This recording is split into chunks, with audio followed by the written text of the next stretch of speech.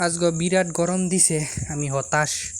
এর লেগে এই গরমের মধ্যে কি করণ যায় ভাইবা বাড়ির পিছনে যাইতাছি। পরে যাইতে যাইতে চিন্তা করতেছি কি করি। বাহ, উপরে দেখলাম নাইকল গাছ তো ডাব লাগিয়ে রয়েছে, ডাব খাইতে হইব। দেখলাম এই প্রচুর নাইকল লাগিয়ে রয়েছে, কিন্তু পারি কীভাবে, কুটা লাগানি আছে দেখলাম।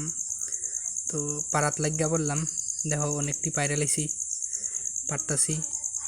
ও একটা তো পইরা গেল মাটির, ডাইরেক্ট ডাব করে পইরা ফাইটে গেল।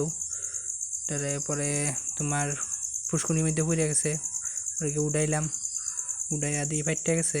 তো লগ দইয়া খায়া ট্রাই করতেছি, বাহ একদম স্বাদ, মানে কি কই আমি, এরকম মিষ্টি। নিজের বাড়ির ডাব আমি মানে ডাইরেক্ট এখানে গরমের মধ্যে খাওয়া শুরু করে দিলাম। 1 লিটারের উপরে যে পানি হইব।